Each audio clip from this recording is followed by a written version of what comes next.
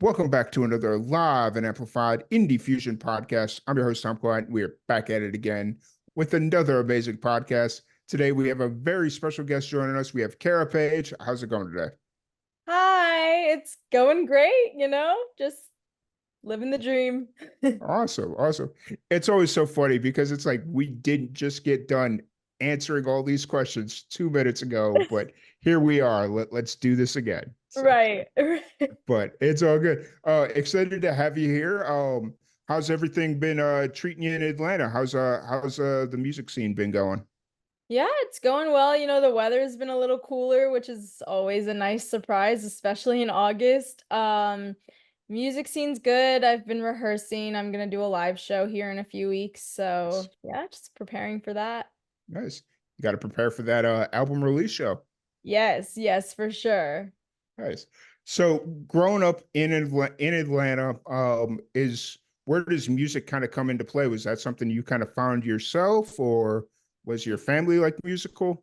Yeah, so I get this question a lot, and it's honestly like I feel like I've been singing for as long as I can remember. And then in middle school, I did the school musicals, so I was really into Broadway stuff. I was also a dancer, so I kind of did like a mesh of everything. And then I've always been a huge fan of Taylor Swift. She has a huge impact on me. And I went to her 1989 concert, and I remember sitting there, and that was kind of when I was like, I want to do this. Like, this is what I want to do. I want to be a pop star. And I came home. I had started playing the guitar a few months prior, and I came home from that concert, and I remember I sat down and I wrote my first song the next day. Was it just the magic of being at the concert, or did you find you were getting inspired just in general? Yeah, I mean, I was inspired before because I had started playing the guitar several months Mm, before, like I said.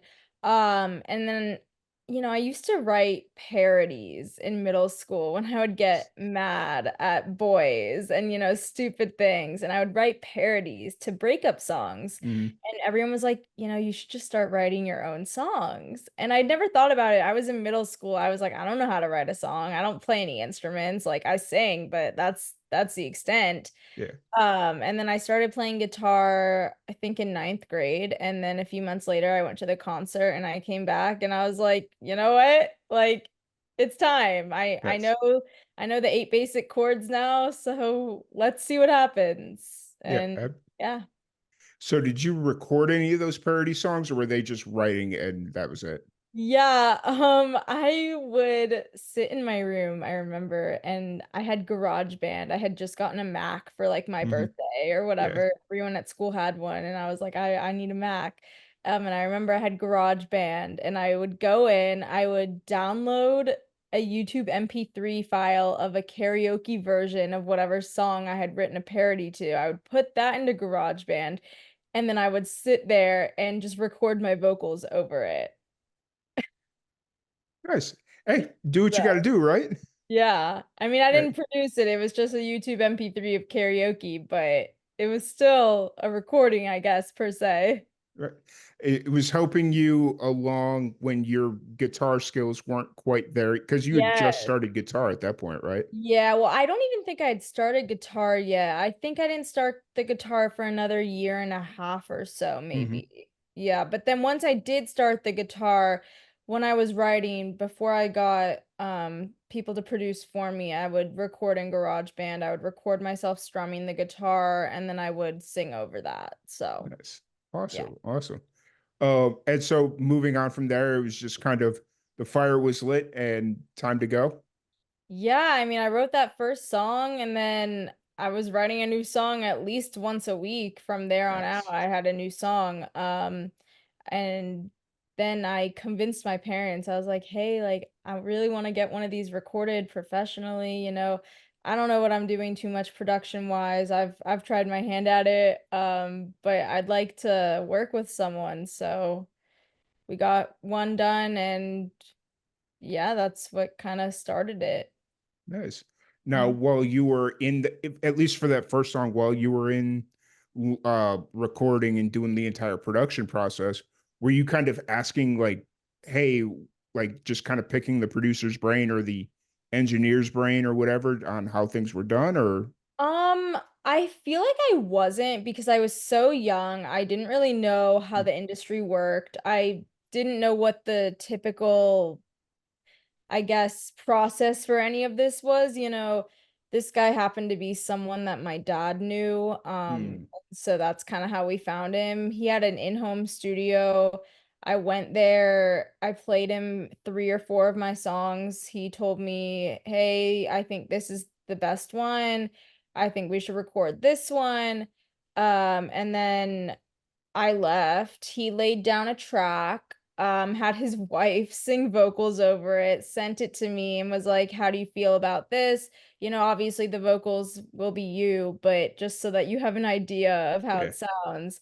And I was like, "Yeah, I think it sounds great." And then a few weeks later, I went back and I recorded the vocals. nice. So, And yeah. was this in Atlanta or were you going up to like Nashville or something? This was in Atlanta, that Okay, one particularly. Yeah. Hmm. gotcha. And then, so this was what, 2017, 2018, somewhere Yeah, in that point? 2017. Yeah. Yeah. Gotcha. And so kind of moving forward from there, um, it was just like, how often were you like writing, releasing music at that point, or was it still very intermittent? It was very intermittent, and I feel like that was partially just because, I didn't have a job. I obviously did not have the funds myself to support Yeah. it. My parents were, I was a kid. They didn't understand it. They were like, "Oh, it's a fun hobby, like I mean, I would have loved to have been releasing more periodically, but I didn't have the funds, like I Right. said, so it was like I had to rely on my parents and when Yeah. they were willing to help me out. Um, but Yeah, so it was very intermittent. I didn't release another song. I was writing all the time, Yeah. but I didn't release another song till I think 2019 after that. Just in time for the pandemic, right? Yeah, just in time for the pandemic. Fair, fair. No, that's so your parents were supportive, but to a point, They were is that kind of fair? supportive of it as like a hobby, Yeah. but not really like where like when as you Yeah. get older and have your own, you can make your own say. But Yeah. I yeah, get, I yeah, got you. I get what you're saying there. It's yeah. like we'll keep you happy now, but once you hit 18, it's like you're off the payroll. Right, Do it right, yourself. right. That's and so then once you graduated high school, did you go to college or I did you just kind did. of jump into Yeah, music? so I went to UGA. Mm, I actually majored in animal science. I wanted to be a vet, and then junior year I decided I don't want to do this anymore. I got a certificate in music business, so I did have a little bit of background there. And then through college, I would say I was still writing. I found a producer who like they weren't a professional guy, they were just someone I knew from school. I mean, they were way better than I could have done. So I was like, cool, yeah, like let's work together. I did an EP with them. That was actually during the pandemic. mm, And then after that, I found it was very hard. I would have a producer here, and then I would kind of like be like, okay, I feel like I need to yeah, find someone else now. And so I would lose people and then be like, well, now I'm stuck again. And so then I would go back and try my own production and I'd work at it and I'd be like, I just don't like this. Like, this is not what I want to do. I want to yeah, be writing and singing. I don't want to be producing. fair. So, But I do appreciate the fact that you were willing to like try out new producers, and whether that meant you worked with them ever again or not, you were willing to take those risks, because I think that's a very uh underestimated relationship that musicians have, like especially when you're starting out. It's like, okay, I got to find a producer, but then you don't really put two and two together. Like, hey, this guy is basically making me look good or really bad.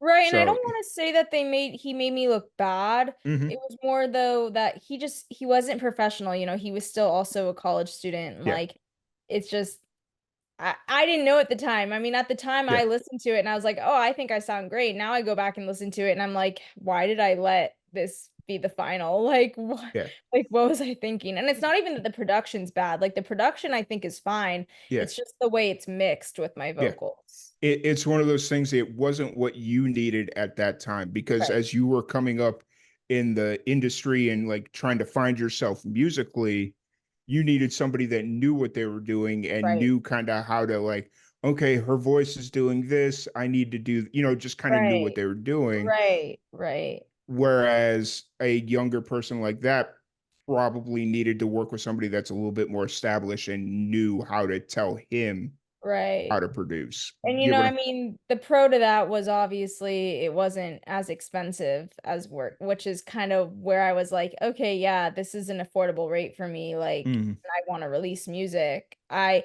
was kind of at the point where I was like, I don't really care what it sounds like.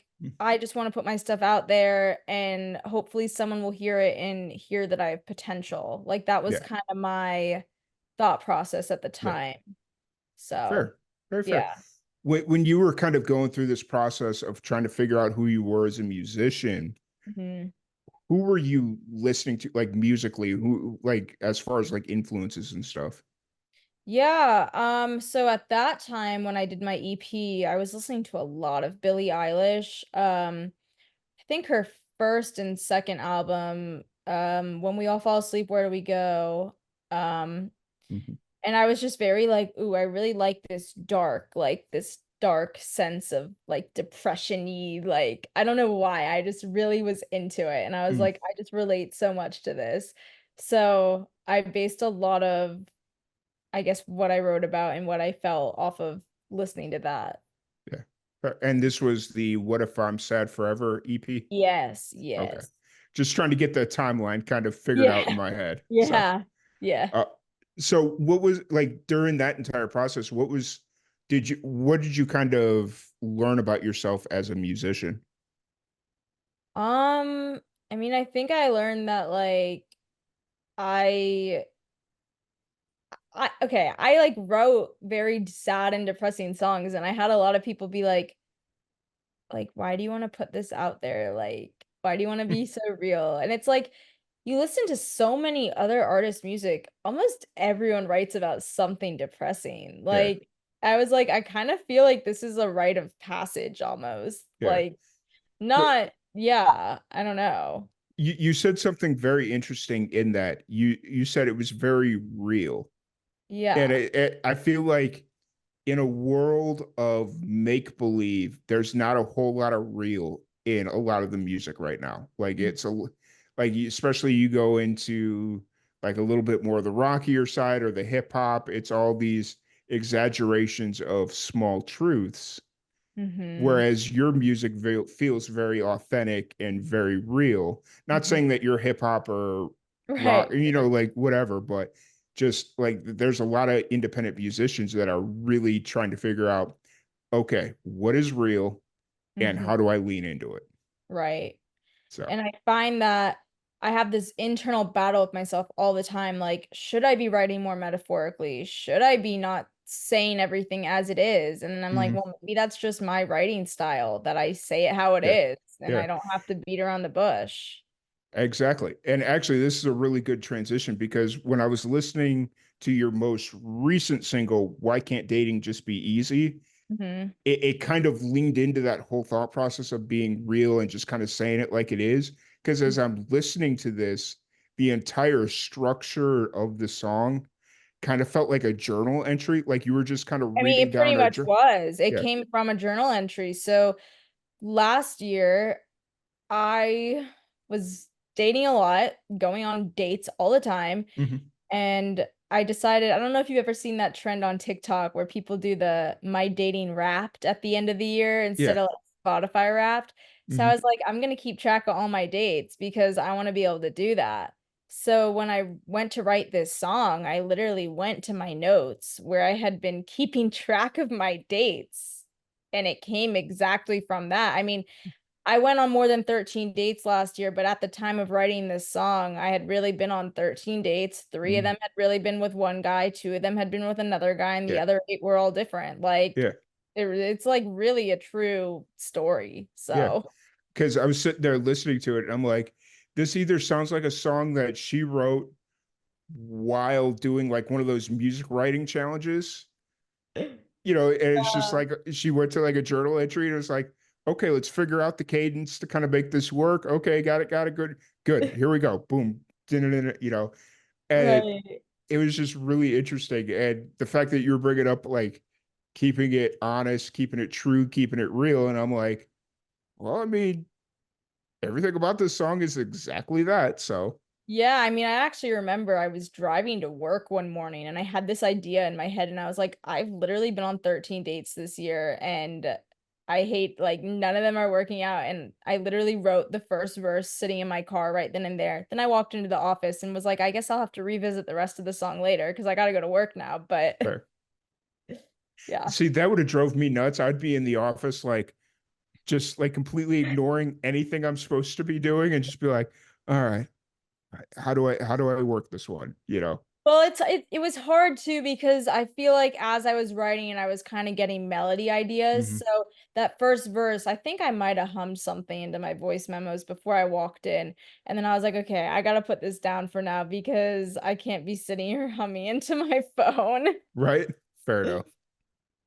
Now, is that do you just kind of get randomly inspired like that when you're writing, or do you find that you're a little bit more strategic with your writing? I think it happens both ways. There are definitely times where I do sit down intentionally to write, and I find actually that when I do that, it is Mm. harder for me to write. Even if I go through my notes and look at ideas I've jotted down, it's just I can't force myself to write.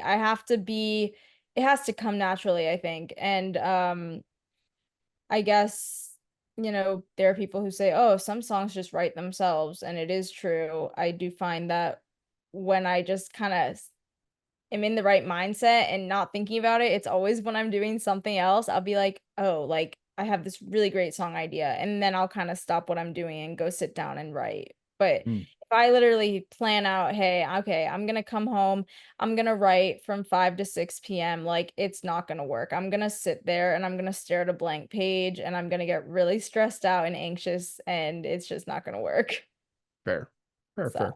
yeah. And so this is the final single coming up to your next, is it an EP or an LP This is my debut album, so it's a debut full album? album. Yep. Yep. Awesome. How's that entire process kind of been building out for a full album?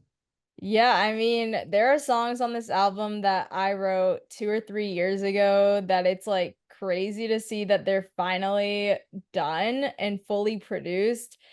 I released the track list and I had a friend message me and she was like, "Wait, Denver, like the song you wrote like 3 years ago?" Mhm. And I was like, "Yeah." And she was like, "Oh, it's finally coming out?" And I was like, "Yeah." I would have loved for it to have come out sooner, but I'm glad I waited because I found a producer that I really vibe with. I think she's done an amazing job. Like the production is incredible. The way she mixed and mastered it all is incredible, and I'm glad I waited because I think it sounds exactly how I envisioned it to sound. Fair. Awesome, awesome. And then it comes out on the 20th of September. Yes, September 20th. How's what's as you're kind of approaching the final 3, 4 weeks here, like what's kind of running through your mind right now? I'm getting stressed. I didn't think I would get like this stressed, but I feel like every day I realize, oh, this is another thing I need to do before the release. Like, and as an independent artist, I do everything myself. Hmm. I'm wearing like 20 hats, I do all the promotional stuff myself. Um, all the social media stuff, I have to post all that. I have to come up with ideas. I've had some help here and there from my friend. And I haven't he's also my graphic designer and he's incredible. He's so talented. But pretty much other than like that stuff, it's me, sending my stuff out to get radio played. Like that's me having to network and find people and figure out who is the host of this station and hopefully email them and them like the song, Yeah, so yeah. that's that's that's really cool. It's it's one of those things where that stress and the reminder of, oh, this is what I need to be, this is something else that I need to do. That's going to happen for weeks after you release. It's going to be like, Oh oh, yeah. I should have done this. I should have, and then all you can Right. do is like write it down. Next time, we won't. Right. Yeah. I'm having an album release party too. So all the promo for that I have to do myself, selling the tickets. I don't have a concert promoter, so that's all on me. That's been really stressful. Just like everyone's like, "Oh yeah, I'm gonna come." And I'm like, "But can you buy the ticket? Because Yeah, like you said you're gonna come, but you have to have a ticket. So right, you should buy the ticket now since you right. said you're gonna come. Like, I don't know what you're waiting on." So like that's been really stressful. I had band rehearsal for like 5 hours yesterday. So that was just a chunk of time that I wasn't able to do any promotional stuff. People don't realize like I can't be in 20 different Mm, places at one time. So nice. Where's the album release show at? Is it going to be in Atlanta? yeah, it's at Park Bench at the Battery in Atlanta. Nice. So it's by the Brave Stadium at Oh, Truist. nice. So yeah, it's Nice. gonna be a fun Yeah, time. definitely something to kind of keep on your uh back pocket as you're kind of getting closer. Mm-hmm. Definitely try and do some like radio stuff, Mm-hmm.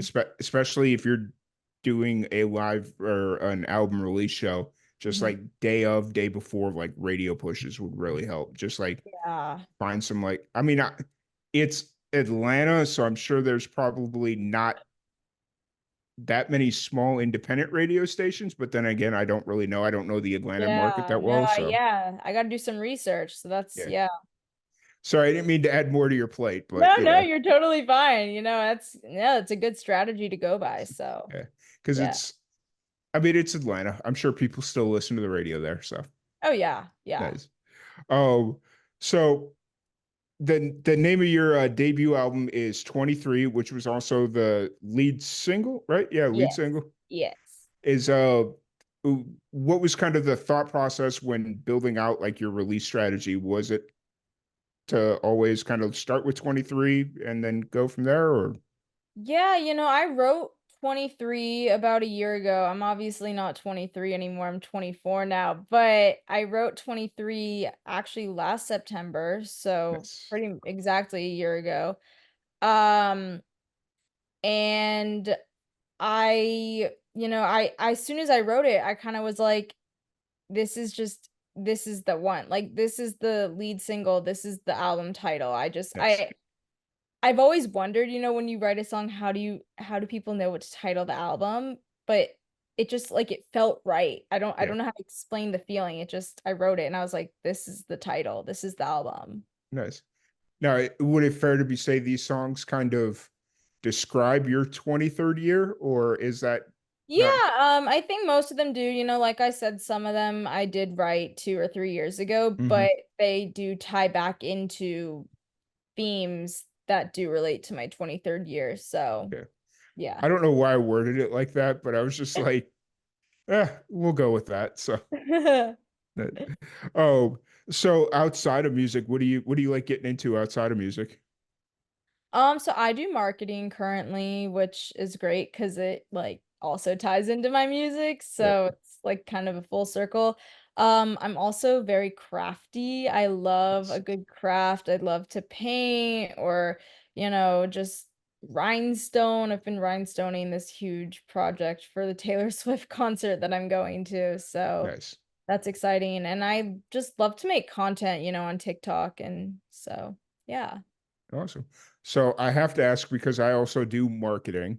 Okay. Do you work? Are you working for like a ad agency, or do you work for like a TV station or something like that? I actually work for just a company. They're called Fit Radio and they are a fitness music app. Okay. So it's actually really cool. The mixes are pre-curated by DJs, so you can Mhm. filter by genre, BPM, and it's intentionally for working out. So you're not Nice, gonna shuffle your playlist and get a sad song and destroy your workout mood if fair, you right. So it's really good. It's really cool. nice. That's awesome. I work for a TV station, and I'm like Cool.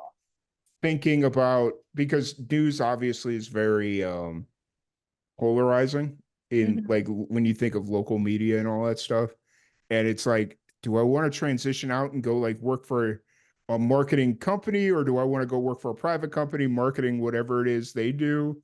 And Yeah, I it's do private, yeah. yeah, and it's like it's just that's a scary transition because it's like I don't know, like Yeah. if they start cutting jobs, marketing is usually the first one to go. So you know, Even though it is the most important, people don't mm, realize, Steve Jobs used to say 90% of the revenue and budget needs to go back into marketing. mm, So, 100%, 100%. So no, that's really cool.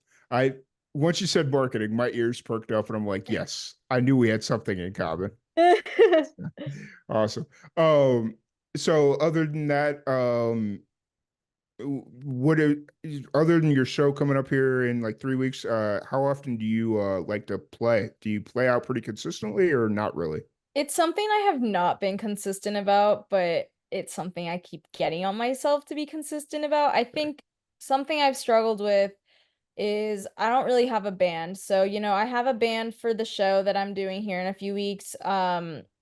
But they're not my full-time band. They're actually their own band, and so they're playing with me for that one time. I Mm, mean, I'm not sure like it could possibly go further, but obviously they are already their mm, own brand and stuff, so I don't want to like interfere if they're not yeah. into that. But I know a lot of people are like, "Oh, why you can just go out with your guitar and whatever." And I'm like, "I can, but I want to be I don't really want to be playing. I Mm, want to be able to move around and interact with the audience. Like I just want to be holding a microphone. I don't want to really be playing." So fair. it's something I've kind of struggled with. And plus, like after listening to a lot of your music, if you were to go to like an acoustic set, it'd be a completely different feeling Right. vibe. My songs are very fully produced. Like Hmm. most of them are not acoustic, so it's just I mean, I've done it in the past at open mics because obviously that's an open mic. And then I've done it in Athens before for a showcase, but it's awkward and it's not like what I want to be Yeah, doing when I yeah, perform. for So, sure.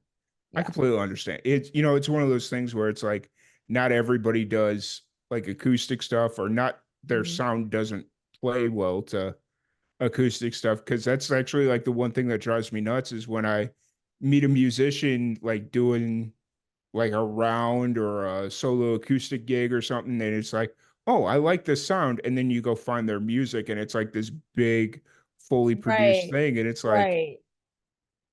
I don't know how to feel about this. Right. Yeah, I was talking to someone the other day. They were like, you just need to start going to coffee shops and restaurants and asking if you can play. And I'm like, as much as like that sounds great to get my name out there, it's just that's not how I see myself performing. Like Hmm. I see myself performing with a full-on production behind me, and I can't get behind the idea of sitting there with an acoustic guitar and having a tip jar. Like I just it's not how I see myself Yeah, moving forward. yeah. You And just no gotta. shame to anyone who does it. Like I think it's amazing and it takes Mhm. a lot of, skill and stuff to do that. But I just for myself personally, I can't see it. Yeah, I no, I 100% understand. It sounds like you've almost got to find some of those showcases that they have like a full house band or something, Right, and they right. just kind of learn your music on the fly, which that's always nervous and exciting and all the things in between. But. Right, and I did do an open mic night in Athens, and they had a drummer behind me who they were like, "Hey, like," I was like, "How's he gonna know what to do?" They were like, He'll follow your lead." So, I mean, I still had to play, but it was nice to have some sort of Hmm. beat in the back going and not Yeah, just the guitar. So, for sure, for sure. yeah. So as you're coming up here with about 3 weeks, 4 weeks away of the release of 23, things are really exciting. As you approach the end of the year, what's kind of the thought process as you go into 2025? Are you like already thinking about that next project, or do you just want to get this one done and then we'll figure it out from there? Yeah, I I have another song coming out that's not part of the album that is gonna come out at the end of 2024. and it's a holiday song. Nice. And it's actually up for a Josie nomination. So that's really exciting.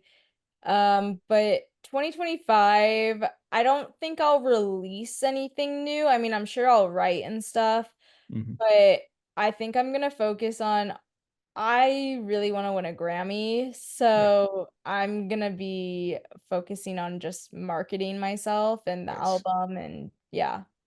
Awesome. Awesome. It's that's really ambitious. I love it. I love it so Yeah, much. So thank you. that's really cool. So if anybody wants to check out your music, show, or the dates and ticket info for your show, where's the best place to find you?